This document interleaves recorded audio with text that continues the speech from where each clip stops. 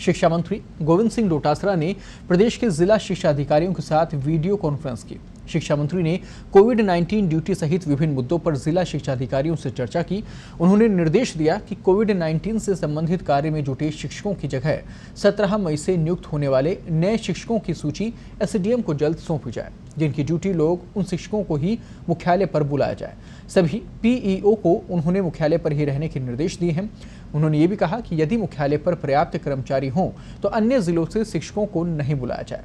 और भी कई मुद्दों पर शिक्षा मंत्री ने इस दौरान शिक्षा अधिकारियों को दिशा निर्देश दिए हैं। पूरी खबर पर ज्यादा बातचीत के लिए इस वक्त हमारे साथ में राजस्थान शिक्षा मंत्री गोविंद सिंह डोटासरा जुड़ गए हैं। डोटासरा जी, सबसे पहले तो स्वागत है आपका पत्रिका टीवी पर। जी नमस्कार जी सर, आज वीडियो कॉन्फ्रेंसिंग हुई और उसके दौरान कई दिशा निर्देश आपकी तरफ से दिए गए।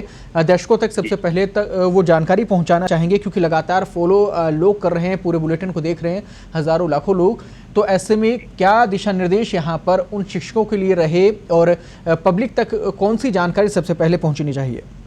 हमें 2 वीसी आज की थी। एक तो सीबीओ वगैरह के साथ में जो लगभग 1000 के लगभग की संख्या है, तो उनसे तो हमारा जो प्रोजेक्ट है, जो स्माइल प्रोजेक्ट है, वो किस तरीके से काम कर रहा है, कैसा उसका रिस्पॉन्स आ रहा है, उसमें हमें और क्या बच्चों के लिए देना चाहिए। दूसरे जो ई कंटेंट हम मंगा रहे हैं टीचर्स के, तो उनको कैसे मोटिवेट कर करके ज्यादा से ज्यादा मंगाएं जिससे आगे आने वाले भविष्य में काम आए, इस पे हुई थी। और दूसरी जो वीसी हुई थी वो डायरेक्टर ने और मैंने ली थी, तो वो सीडीओ और जो सीबीओ प्लस आपके डीओ वगैरह के साथ में, तो उनको ये कहा गया कि ये जो दोबारा से 17 मई से समर वेकेशन का हमारा जो चलेगा, तो उसमें किस तरीके किन लोगों को लगाना है, पहले मार्च से लेकर के जो टीचर्स लगे हुए हैं उनको किस तरीके से फ्री करना है, रेड जोन वाले को अपने को ड्यूटी कर नहीं हटाना है, महिलाओं को, एकल महिलाओं को, विधवाओं को, परित्यक्ताओं को किस प्रकार से छूट देनी है, सभी कार्मिकों को 17 तारीख को लास्ट डे, 16 तारीख को नहीं बुलाना है, जबकि आवश्यकता हो तो ही लगाना है। तो इसी दौरान चर्चा में आया कि एक जालोर जिला कलेक्टर महोदय ने एक आदेश निकाल दिया कि जो भी टीचर 17 तारीख को आएगा दूसरे जिले से, तो उसको 14 दिन क्वारंटाइन किया जाएगा। तो हमने कहा इस तरीके के राज्य सरकार के कोई निर्देश दिए, तो तत्काल वो सीडीओ से ऐसा आदेश विड्रॉ करने के लिए कहा गया। उसने विड्रॉ कर लिया। फिर मेरे सीएस महोदय से बात हुई, तो उन्होंने कहा इस तरह का तो आदेश ही नहीं है, ये तो कोई गलतफहमी है, वो गलत रूप से निकाला गया है। तो एक जो भय पैदा कर दिया था, शिक्षक जो कोरोना योद्धा बने हुए हैं, ड्यूटी दे रहे हैं 2 लाख के लगभग, बाकी 1.5 लाख के लगभग जो बैठे हैं ड्यूटी देने के लिए तैयार मुख्यालय के, उनमें एक भय का वातावरण पैदा हो गया था बिना वजह से कि साहब हमको 14 दिन वहां जाएंगे तो क्वारंटाइन करेंगे। तो मैं समझता हूँ ये सब चीजें आज के इस वीसी के माध्यम से हमने क्लियर की हैं। और जो डीपीसी वगैरह हम जब अब करने जा रहे हैं, तो उनकी जो समस्याएं थी, किस प्रकार से क्या समस्याएं आने वाली है, इन सब चीजों को देख करके प्रवासी जो लोग बहुत दूर से आ रहे हैं, तो उनके लिए क्या व्यवस्थाएं हों, उसमें हमारा कैसा सहयोग होना चाहिए, और जो पौधे वगैरह लगे हुए हैं स्कूलों में हो रहे हैं, तो उनकी भी हम रक्षा करें। उनको भी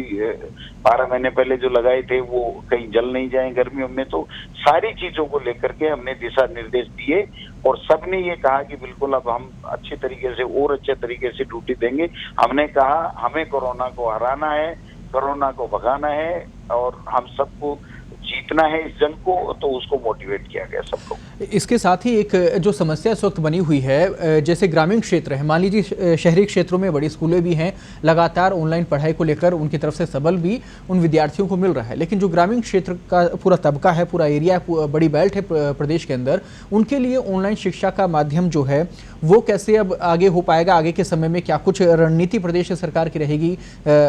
जो शिक्षा विभाग है उनकी क्या कुछ रणनीति रहने वाली है? वो हम लोग देखिए, वैसे तो समर वेकेशन है, जब 1 से लेके जो होम एग्जामिनेशन है उसमें पास कर दिया गया बच्चे को, और केवल 10वीं और 12वीं के जो पेपर बचे हुए हैं उनके लिए वो बच्चे तैयारी कर रहे हैं। फिर भी हम चाहते हैं कि आगे आने वाले समय के लिए हम तैयार रहें।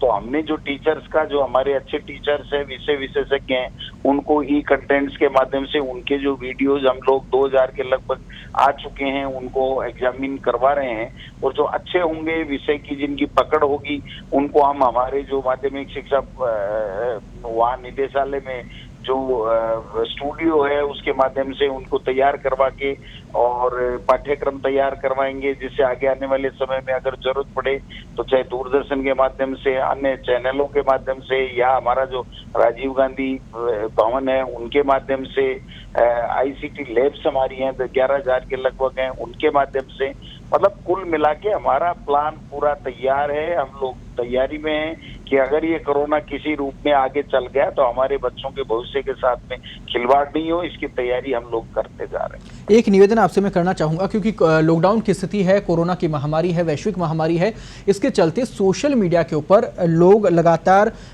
जो भ्रामक प्रचार है वो लगातार हो रहे हैं, गलत खबरें लगातार प्रसारित हो रही हैं। ऐसे में प्रदेश के शिक्षा मंत्री होने के नाते मैं आपसे चाहूंगा कि आप एक अपील जरूर पूरे प्रदेशवासियों से करें, ताकि जो लोग जुड़े हुए हैं सोशल मीडिया के माध्यम से या फिर अन्य माध्यम से, उन तक की सटीक जानकारी पहुंचे कि भ्रामक प्रचारों से दूर रहें। बिल्कुल निश्चित रूप से देखिए, सोशल मीडिया का जो सदुपयोग होना चाहिए था वो नहीं करके लोग बात दुरुपयोग कर रहे हैं, और वो दुरुपयोग भी इस कदर पे कर रहे हैं कि कई जगह तो लोग झगड़े फैल जाते हैं, आत्महत्याएं कर लेते हैं। आप रोजाना देखने को आ रहा है कि साहब अमेरिका की है, पता नहीं कहाँ की, इटली की खबरें दिखा के फोटो दिखा करके और भयभीत कर देते हैं, तो लोग कोरोना नहीं होते हुए भी आत्महत्याएं कर लेते हैं। तो मैं समझता हूँ ये बहुत खतरनाक है। सोशल मीडिया का सदुपयोग होना चाहिए, दुरुपयोग नहीं होना चाहिए, और अगर कोई दुरुपयोग करता है, गलत करता है, तो कानून बना हुआ है, उसके खिलाफ कार्रवाई होनी चाहिए। शुक्रिया, बहुत बहुत धन्यवाद पत्रिका से जुड़ने के लिए और अपने विचार रखने के लिए। तो बड़ी यहाँ पर अपडेट ज़रूर है पूरे प्रदेशवासियों के लिए। लगातार आप फॉलो पत्रिका को करते रहें, लगातार बने रहें हमारे साथ में। बड़ी अपडेट से रूबरू